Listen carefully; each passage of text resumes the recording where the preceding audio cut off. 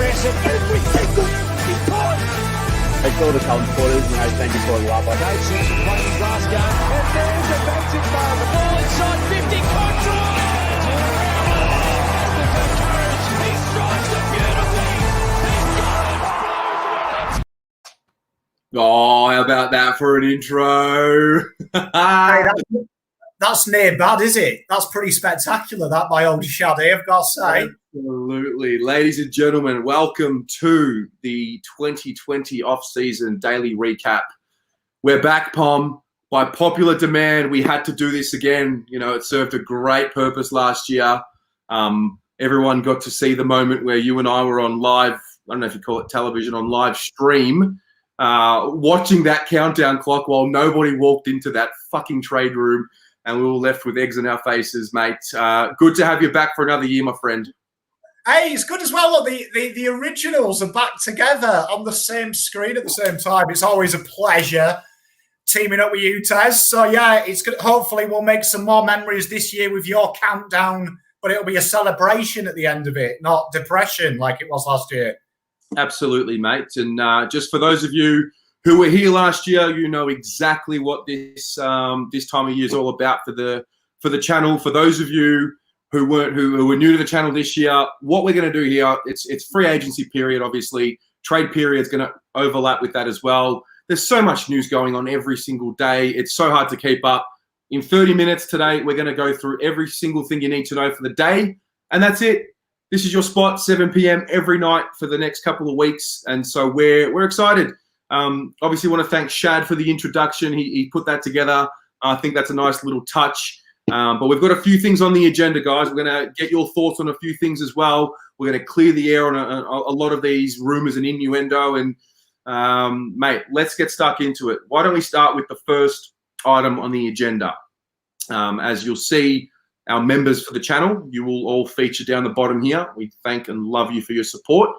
So the first item on the agenda, Pom, is it's not a rumour. It's not something we need to clear up.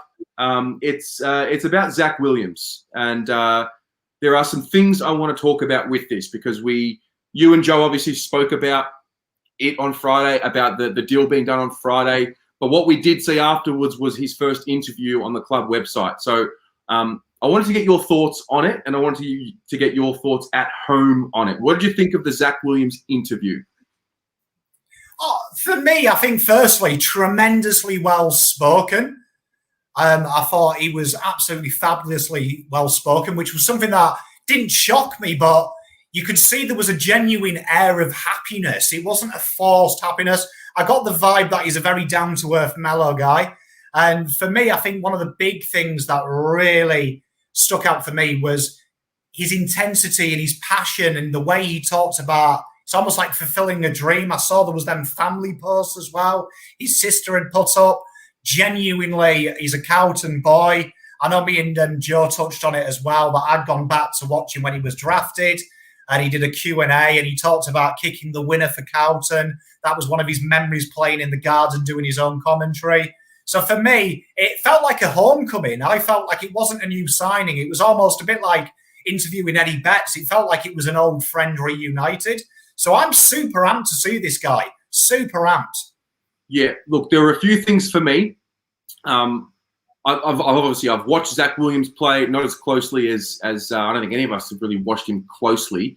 But, you know, when we did make the noise that we were going to go get him, and there was the whole thing about he wanted to be a midfielder, I was a little cautious about, oh, hey, listen, you know, we don't want to be bringing players in who have got this ultimatum and it's their way or the highway, because ultimately the club comes first. So to hear him speak about, you know, I love playing in the midfield. That's where I, you know, want to take my opportunity with both hands. But the quote about, you know, the hard work coming first and understanding that he can't just walk into the midfield as it is. He's going to have to earn his way there. And, you know, his acceptance of the fact that he still will be playing across half back.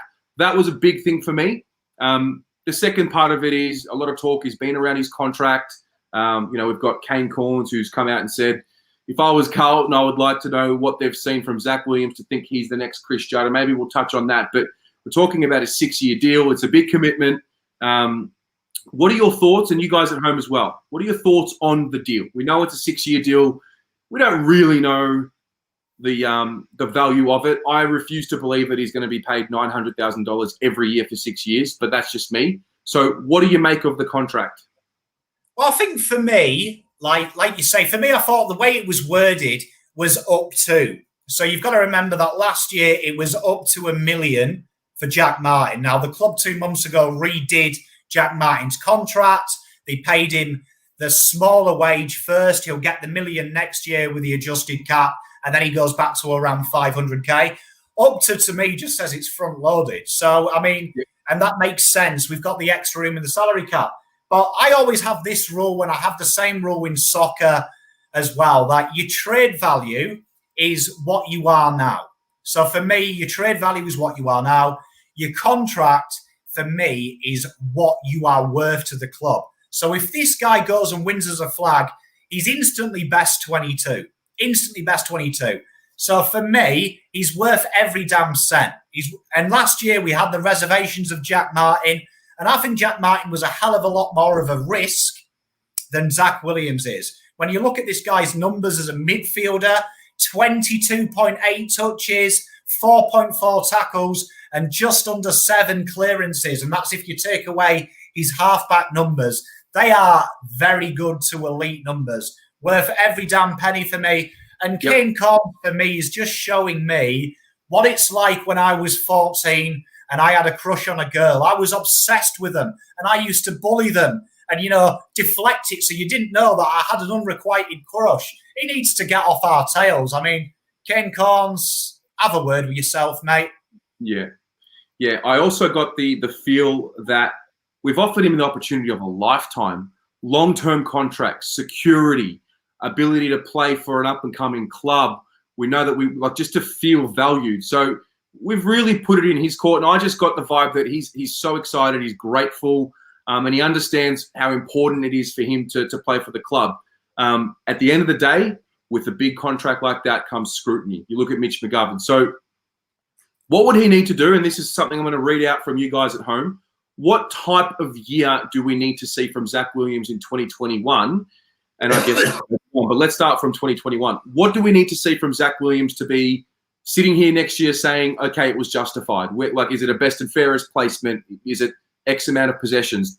Pom, I'll ask you first, and then everyone at home. What would be a pass mark for him in 2021? He's a true finals player. We've seen he's played his best football in the finals. So for me, when we make a grand final, that's all he's got to do. Be part of that.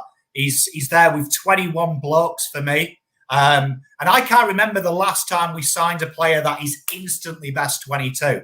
We've drafted them, but when was the last time we've gone out and recruited a guy that is easily inside our top 22? And here it is. So for me, he's part of that new breed. He's upping that 22's average. And when we make a grand final, there it is. Zach Williams will be a huge part of that. And mark my words, you think Dustin Martin's a good finals player? Every final this guy's played has been stellar. This guy is going to show you it. And I'll tell you what, I reckon it's Pom's prediction. 3 votes, Richmond. That's how good he'll be. Okay, fair enough. For me, it's a top 5 in the best and fairest finish, and top 5 finish in the best and fairest, I should say. And someone here has said that. I'm going to read some of these out. So Peter Vlahos, welcome to you, mate. He says best and fairest. I'm assuming that means winner. EXLT, at least top 5 in the BNF. I'm with you 100% on that. Wowdy wants him to make an impact. Musaka says play how he played and we won. Terrence says no injuries. Why do I like says top 3 in the BNF. James Orico wants to see him top 6 in the BNF. Felix wants him in the top 5. Tyler Shaw wants to see him play in the finals. Hello to you, Lana. Kalen Lynch, Zach Williams just needs to come in and wear the jumper with pride, run, chase, tackle, prove all the doubters wrong. Love that. It's spot on. Helena says, fuck Dusty. We've got Williams pretty much. Yeah. Love it. Get around him. Love it. Gabriel says, play 22 games. That's a good one. The health is a very important one, I feel. Quite a few here. Top 5 in the BNF, top 3 in the BNF, top 6 in the BNF. So generally, I'm with that. I'm looking at him to be – he's got to be one of our best players for me. Has to be one of our best players.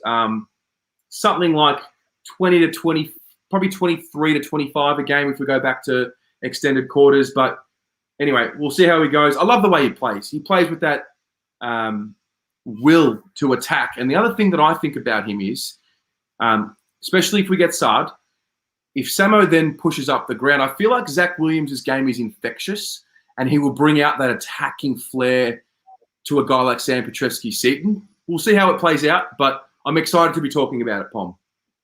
For me, he's like every indigenous footballer. Like, they always remind me of the Argentinian soccer players. They play with heart, they play with fire, and they've got they're moment players. They just know the moment to get your bum off your seat. So for me, what Zach Williams brings is he brings us. He's one of us. He is a blue bagger. He knows what it's about. He loves this team. So for me, he's instantly going to come in. He's always played with heart and commitment. Add 10% because he's now getting to chase his dream. And he's going to be one of them people that will be on the poster when we make a final. You know, the match day program, his face is going to be on that. So I can't wait. That's what he's aspiring to. Something I said last week. Finals legends are made. He's one of them players that could become a legend because got to remember, whoever plays in this 22 when we break our duck and win one, it's always going to be remembered. And Zach Williams now has the chance to write himself into Carlton folklore. And I reckon he's going to die trying. That's how hard he'll be. He'll give it his all. And I'm looking forward to seeing the boy. Yeah, I'm keen, mate. Great surname as well. Great surname. Not bad at all. Let's move on to the next item. We're going to be talking about Adam Saad. Nothing really came up today, but I just want to keep tabs on this because Nick Austin's obviously done a video. If you haven't checked that out yet, you've got to go and check it out on the Carlton website because he's giving us the wisdom and the little nuggets of the mindset to the club. He's made it very clear we're going after Adam Saad. Pom, what's the latest update on what it's looking like? Because for me, I'm observing it like this. The media is really pushing the agenda for getting rid of pick 8 or pick 7, which is now pick 8. And I'm a little bit annoyed at it. I don't agree with it. However, now I'm starting to read that it's going to be like a pick 8 for Saad with pick 41 in return. Let's just give an update of what's happening, what we think is happening right now. Yeah, so the press are reporting that it's going to be pick 8, we get Saad, and we get Essendon's pick back, which is their third rounder. So at the moment, it'll be either 40, it should be 41 is what they're predicting. The other train of thought, and it was our mate Sam Edmund, said that 27 he's going to go to Essendon from Port Adelaide, which it is now. So we'd end up with 27 and 28 in the draft and Adam Saad. So for me, though, and I stand by this, I was like you and a lot of you. He was a PSD. We'll go in there. We'll get him for free. F Essendon. But I've started to calm down and got a bit exuberant. And I'm thinking, if this is the guy that they've targeted that makes us better, you've got to remember we're on the precipice of the 8. If David Teague has identified this player with the list management crew, that he makes us top 8, you ain't going to find a pick 8 in this draft that makes us top 8. I guarantee you that. I've done the research. Saad walks in, and if he makes it, he will escalate it. The times are gone for me where we fanny around looking for a player that might be. It's the time for the nows. No more, we're coming, we're here. No more what ifs, if onlys and all that rubbish. Get them now. So for me, 8 for 30 or 28 or whatever it is presents good value. For me, let's get him in, signed, sealed and delivered. Make a statement to the IFL. We ain't fucking around anymore. We want our title back. Richmond are running around with our fucking flag. It's time to go and get it back. You make a very good point. And automatically my mind goes to the final day of trade week. We're going to be here live. And it goes to, I can just see it already. There's that room, you and I are on the live stream, no one's walking in, we're thinking Saad's coming, and nothing's going to happen. I don't know, I think I'm getting the PTSD again. I don't want to see that happen. Saad will be here, do not worry. Round 1, you and me will be having a nice cold pint, watching Adam Saad, do a little kick to kick with Zachy Williams, having a bit of a grin, as we watch Adam Saad tear apart Richmond's forward line. Can't wait for it. Get him in, bring him in. I want to hear that Lebanese drum pounding. And Adam Saad just taking names off half-back. Looking forward to it. All right, love it. Let me get to a few comments before we move on. Joey said it well on Friday. This is from Finn Boyle. Joey said it well on Friday. Dodoro's extreme offers have normalised pick 8. I agree with that completely. Rocco says, don't stuff around, get him in Wednesday. By the way, Rocco and Dan, that was a fantastic debut of the podcast yesterday. Thoroughly enjoyed it. Guys at home, if you haven't watched it, Rocco and Pom were on the first episode of The Jumper Punch. It's on the channel. If you want to watch it after this, you won't be disappointed. It was a really good and frank chat. What do we got? Tyler Shaw. Totally agree with Dan. Also a big risk with preseason draft. Other teams could snag him with more money. Fair call. Anthony Griffiths. Also important to be seen by other clubs as a fair trader to make sure we can deal freely in the future. Yep, very good. I like it. Musaka says, bring out the hookah or the nargila. Absolutely. Drew Bakes has donated $2, and that's all he's done. Thanks very much, Drew. Appreciate that. Mate. Appreciate that. Gabriel King says, no, stand firm on Saad. Future second and save pick 8 for Treloar. Ooh, if we don't get him, Williams and SPS to share halfback mid-roll. Interesting. Ramiro says, out-of-contract player trades will happen on Wednesday alongside the Jeremy Cameron trade. Bonafide THC, we send 8 and 25 to the Pies for Treloar. They send 14 to the Bummers. Saad goes to Carlton. We will get to Treloar in a moment. We'll get there. Riley Starray, if we get Saad done early, I reckon that would suggest we have another in mind to get through the door. Sean Smitty, fucking hell, if Zach plays with as much swagger as Dan Williams, blue bag of lip will be a shot. Nice one. All right. Excellent. Zach's back. He can't fail. All right. Let's move on. We're going to talk about Paddy McCartin. This one came out of nowhere today. This was a very, I don't know what happened. Pom, what happened? Why is Paddy McCartin on the agenda? Well, I mean, I don't know this for sure, but I know with my wife being a huge St Kilda fan, I spend a lot of time in there at little St Kilda forums. And I know there was a big report 3 months ago that McCartin had gone to see a specialist, neurosurgeon, who had given him the all clear and had said that it's safe to return. And this guy evidently has worked with the top boxing names of similar injuries. So for me, I reckon that's why. And I think that McCartin, the only thing that I would say about this is that St Kilda are probably desperate for a forward more than us. Like for me, I would say, and I was talking to you off air, for me, this says 3 things to me. One of 3 things, either the recovery of one of our key forwards isn't going well and they really want an insurance policy. 2, it's that they've literally have identified this as the backup, they're confident with it, and it's a free hit because there is a talent there. Or it's option 3, McGovern is maybe involved in this Essendon deal because that noise won't go away. But for me, it's not something that I'm getting excited about. I'd imagine it's a rookie deal. If it's a rookie deal, it's not much money. And, it's someone that, can just be sat on.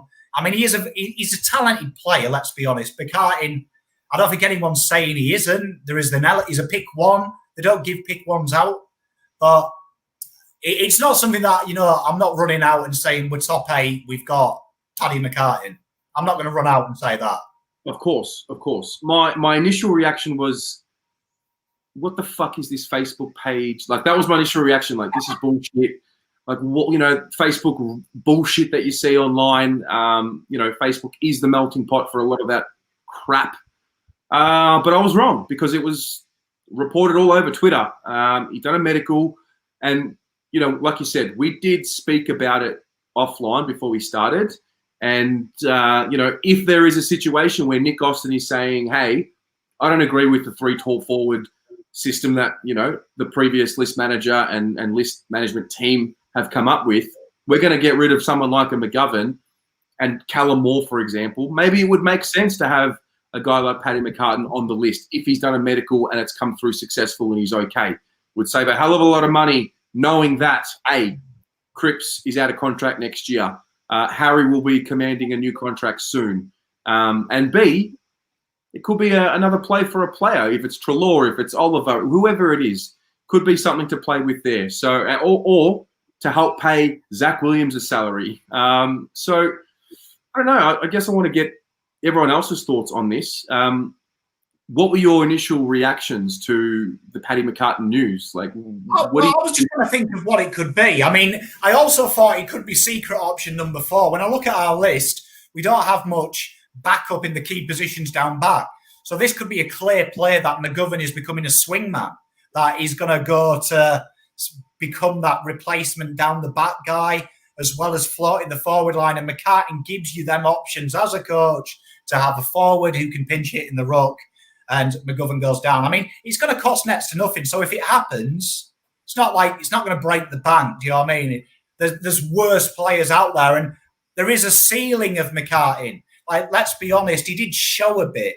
So for me, it could be one of them 4 options we discussed. It doesn't get me excited, but it doesn't make me want to eat my membership. Do you know what I mean? So it's one of them. It's one of them. Okay, I like it. Usually this is the surprise. Usually we're expecting Oliver and we get McCartin. So it's good to have it now. Love it. Let's have a look. Rocco says, why? Paul Acker was surprised. Terrence says, swing McGovern to Essendon, Dan. James Orico says, do we want him? The answer is nope, no sir. Andrew Bakes, Tom Brown reported it on 7 or 9 today. Timothy James, if he's healthy, he makes our squad stronger, costs nothing, and he's hungry. Hungry footballers are good footballers. Fair call. Chris Breeder, he may not have even passed the medical. Be good to have a backup for sure, and he'd be better than Moore. Fair call. Anthony Griffiths, McGovern down back is a poor man's Marchbank and Plowman. No thanks. Where are we? Stav Benos. Stav, good to see you around, mate. Paddy M could be for Carlton reserves. Could be. Yeah, that's not a bad thought. They want to play the Carlton reserves the way that the Carlton seniors play. That's an interesting one. Brandon Chong, on a side note, Zach Williams' sister has DM'd me saying that Williams is not getting 900K. It's all just media BS. Interesting scoop here. Yeah. Surprise me. I mean, I'm with you. Not 250 off whatever the report. Yeah. Peter Vlahos says, not a bad insurance policy. Look, I think the one comment that needs to be made about Paddy McCartin, on a side note, is it's just good that the guy is actually in conversations to potentially make a return to football. Obviously, it's a great story, isn't it? Yeah, like, I mean, his story is fascinating, and I feel like in decades to come, today he will be one of the use cases or the test cases for the head injuries in the sport. So I hope that his health is there first and foremost. We're obviously just talking about it from a Carlton point of view, and doesn't make sense, but the reality is these are the conversations and questions you have to ask, right? Oh, I mean, for me, when you look at it as well, what we were saying a couple of weeks ago, that you look at good teams, whoever they lose, they bring someone in who is infinitely better. So let's just say Callum Moore's off our books, McCartin's better. So it instantly raises it. And it's all about raising the worst 5 players on your list, not your best 5. Do you know what I mean? You keep that approach. Our worst 5 are better this year than last. Eventually, you reach the upper echelon. So, I mean, for me, it's a weird one because St Kilda love him. You speak to any St Kilda fan, they love him. My wife was in tears when he retired. Like, he's loved. And they all want the best for him. So I'm surprised they haven't gone in for him. And they may have done. He may be keeping his options open. Like, a lot of players have medicals at our football club and don't sign. If you remember last year, it was confirmed Goddard. Brendan Goddard had met up with Carlton, and he's now talking crap on the radio, isn't he? So, I mean, could mean a lot of things, but for me, I've heard worse. We've been linked with a lot worse than Paddy McCartin, trust me. It's a good point. It's a very good point. like, a lot worse.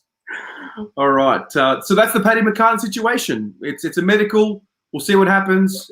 It's probably just one for us all to keep an eye on. The final item on the agenda is Adam Treloar. It is Adam Treloar. I think we need to talk about it a little bit. It's gone from, for me anyway, Pom, it's gone from a absolutely no way, this is rubbish. I can't believe how much the media are willing to go with this, with all these ridiculous reports this time around in 2020. But then there's the whole where there's smoke, there's fire, and Sam Edmund just keeps pushing. And you gotta think about it. Like, who is his source? And Sam Edmund's not the kind of guy, in my experience, reading his reports, he's not the kind of guy to dig into something like that unless he was 100% sure it was true. So my attention, and you and I did a video on Adam Treloar. We did a video on him, and we're both not there mentally to invest in him. And I don't think anyone else really is. But what do you make of the situation as it is right now? Because someone's lying, and it can't be Adam Treloar. Well, I think it's Chinese whispers, and I do think with the media, especially when, like, I've got a few mates who work in the football industry, and it is Chinese whispers. It does filter down from departments and from Adam. I mean, you've got to think 2 weeks ago, Adam Treloar wanted out because his missus had signed for not very much money to play netball for 3 months in Queensland. And evidently he wanted to leave Victoria and be with her. And then suddenly, no, he wanted to stay. He was happy commuting and stuff. And then suddenly it was, they've got salary cap issues. And now it's evidently the senior players have turned around and said, Adam can piss off. Like, so for me, there is something there. There obviously is something there. Now, for me, and this is Pom's theory, I think what it is that they've back-ended a lot of deals, which they've admitted to. And I think the truth is 6 doesn't go into 4. So they're looking for someone to offload. Dykos, there's Dykos Jr., who's better than the Dykos they've got. They've got a lot of depth in that talent, and Treloar, for me, is the anomaly in that midfield. He is disposable. He's on a lot of money, and he carries value. His peak age, and he'll do a wonderful job for someone. Me personally, though, when I check his numbers, 49% disposal efficiency by foot. You look at the blokes around him. These guys have got elite kicking numbers. You don't notice it at Collingwood because the blokes around him hit targets for banter. So for me, it's not something I would be going when the figures being pounded around are 200k by them. Whichever club gets him is having to pay 700. For me, that's a large chunk, and it's probably going to cost you a first. For me, it's a no. But I reckon there is no smoke without fire. I'll live by that motto. So I don't think, though, for me, I don't buy what Sam Edmund said, because when you watch that Amazon documentary about Collingwood, it was all about the players' welfare, getting around Adam when he suffered from his mental health issues. So I'd be very surprised if Collingwood players would be slagging him off. And if they are, it's an absolute disgrace after what he's been through, and then publicly going on the TV and saying he's my mate if they're trying to get him sacked. And that needs to be condemned. But I don't believe it. And I think Buckley did the wonderful thing. I thought he answered it brilliantly. Josh Cleves has sent 8 messages asking, what did he say, Sam Edmund? Josh, go on Twitter. Buckley came out and denied everything, and Sam Edmund came back afterwards and said, I can categorically tell you that the phone call happened. So that's where the fire is growing. So, Paul, I want to ask you a question. Adam Treloar, 900k a year, roughly? Is that what he's on? 800, 900? It's rumoured 800 to 900. So, okay. But the figures that have been presented to the press are a club would have to pay 700k. Okay. So my question to you is, at what point in the salary that he would be paid next year would you start saying, yeah, okay, bring him in? Like, when does he become valuable for a cost? Like, obviously 700k, okay, it's maybe a no. What if it was 600 or 550 a year and Collingwood would pay the rest of his salary for the next 3 years, whatever it is? Would you then entertain it? I'm trying to find... If it's a future first, which is what a lot of clubs are saying, we know that according to Gold Coast, that's what they were getting. So I'd look at next year's draft. Next year's draft is going to be a real high-end draft. It's going to be good. So I'd be thinking, if I can get him for 500k, 3 years, and Collingwood pay the difference, so if that's 300k, yeah, I don't think you'll find someone in the draft who's going to be as impactful day one as him. But I think if it's going to be 2 picks, you've got to remember, like Natalie says here, she's spot on. He's contracted for a while. He renegotiated his contract for a reason. And that was, to help them. So he's done them a favour. So for me, I'd love him. If we can get him around that 500k mark, yes. But you've got to remember there's so many risks for him. I mean, the guy walks on a little bit of loose grass and he blows a hammy out, man. Like, there is risks for me. He's a very good footballer, though. But for me personally, it's a no if it's going to be like 800, 900. Okay. Fair enough. Fair enough. That's actually all we've got time for tonight, mate. It was a good chat. Just remember, we're not saying Adam Treloar's coming to Carlton. But the reality is he's a player on the market that hasn't been tied to a club yet. So I feel like it's a relevant conversation. So, Pom, it's good to have you here, mate. Day one. It's we'll be here every night, 7 p.m. Looking forward to seeing you all here every night. Again, 30-minute recap of the day's news, and then we're off. It's all I think we all need because there's a lot of information to get through. We're going to end the show tonight watching the intro again because we love it so much. Guys, have a good night. See you tomorrow night. What's going on? Martin's been very impressive every single time. I saw the Carlton supporters and I thank you for the love. They've seen some playing Glasgow. And there's a magic moment. Ball inside 50.